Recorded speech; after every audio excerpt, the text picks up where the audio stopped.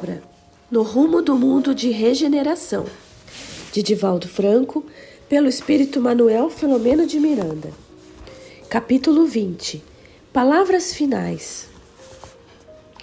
Notei que o quadro de enfermidade que parecia haver diminuído em face das atividades públicas que reuniram muitas pessoas sem os cuidados prescritos, aumentou consideravelmente e logo se pôde constatar que as unidades de terapia intensiva nos hospitais estavam sendo lotadas novamente em toda a parte.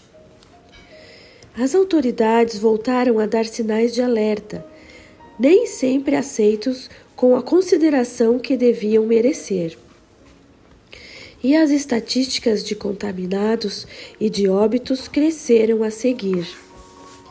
A cidade dos justiceiros, um número bem volumoso de espírito foi transferido, sem ter ideia, para outros sítios e comunidades, a fim de irem reencarnando-se numa oportunidade única para a recuperação pessoal. Porém, sobrecarregados de sentimentos que lhes eram peculiares, talvez atormentando mais as criaturas em luta saudável pela saúde moral. Pode-se concluir que, aumentando o número de espíritos turbulentos e de princípios hostis no mundo físico, muitos embates seriam travados, de modo que a dignidade humana, rebaixada e violentada, roupasse o seu padrão de honradez, e os princípios morais e espirituais voltassem a merecer consideração. Essas lutas que se têm ampliado nos relacionamentos sociais, no assonamento das paixões, de ideais de fraternidade, mediante métodos abusivos, dando lugar a novas classes para a exigência aos seus direitos e valores, tem constituído um grande prejuízo à sociedade, que perde facilmente a paciência, que passa a valorizar os seus interesses em detrimento dos outros, e arma-se para não perder as vantagens que desfruta. Aos espiritistas cabe a consciência dos deveres com que a doutrina os honra, realizando o combate às más inclinações, à sombra, aos desaires morais que os aturdam, evitando exibicionismos e debates desgastantes, nos quais, ao invés das teses de esclarecimento para tranquilizarem-se uns aos outros, procura-se humilhar, ofender, realizando combates públicos desnecessários. Nesse panorama de atividades, a compreensão do alto significado das reuniões mediúnicas de toda a natureza, sejam de desenvolvimento da faculdade, sejam da desobsessão, é de alta importância, oferecendo-se recursos preciosos para as comunicações dos irmãos desencarnados, em diálogos abençoados e libertadores do mal.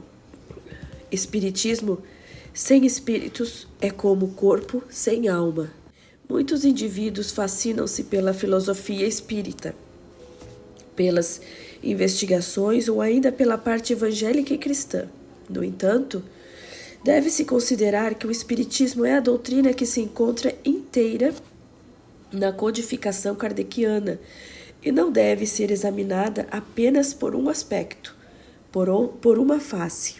Uma reunião de atividades mediúnicas é abençoado momento para reflexão, análise sobre a imortalidade, campo experimental para o comportamento, vivência experimental dos conteúdos doutrinários.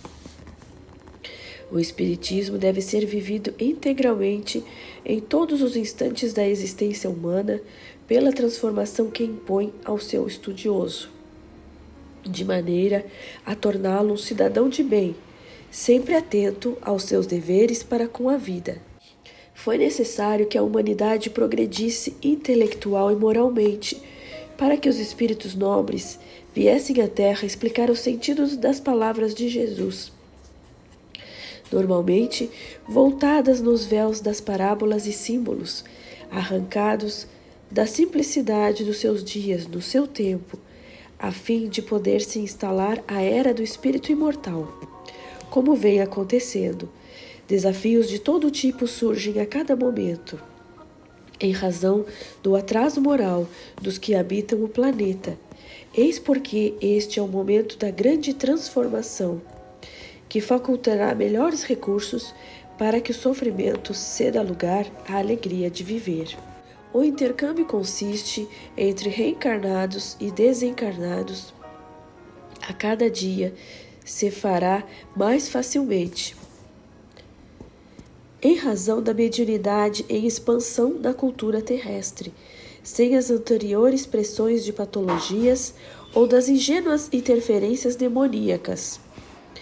Com o crescimento das dores e aflições morais, o ser humano não disporá de outras senão a busca do entendimento dessas e da maneira eficaz de libertar-se.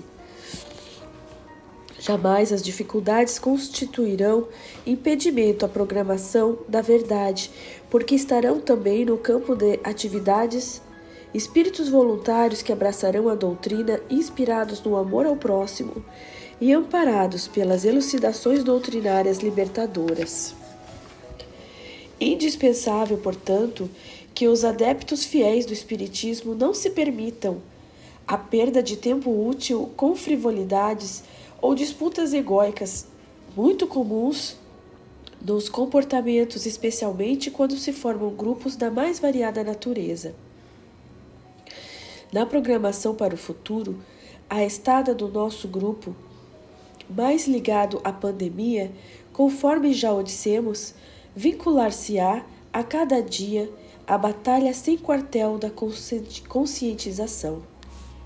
É lamentável que os disparates ainda encontrem a aceitação de pessoas portadoras de responsabilidades morais que, de repente, alteram a conduta, deixando os temas relevantes e significativos por disputas sem sentido, exceto prejudicar as realizações que edificam a humanidade.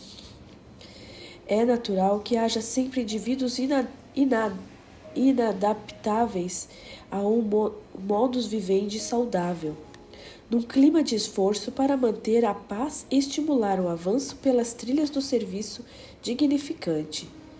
Sucede que são principiantes nos árduos processos do crescimento para Deus e estão atados aos prazeres orgânicos que os instintos lhes permanecem em predominância em detrimento das emoções superiores. Antivemos aflições demoradas aos viandantes do corpo carnal, enquanto predominarem as ambições terrenas do poder e do ter, através das decepções contínuas, inclusive com o próprio corpo, nem sempre apto a suportar o resultado dos comportamentos prazerosos. Toda máquina funciona conforme a sua constituição, e o mau uso sempre produz danos, não poucas vezes irreparáveis. Assim também sucede com a máquina orgânica. Todos devemos estar preparados para os acontecimentos que sucedem, mesmo aqueles que constituem desdita, padecimento e angústia. No íntimo do ser, no entanto, estão os mecanismos de solução que devem ser acionados, mesmo antes de surgirem como emergência na sua função.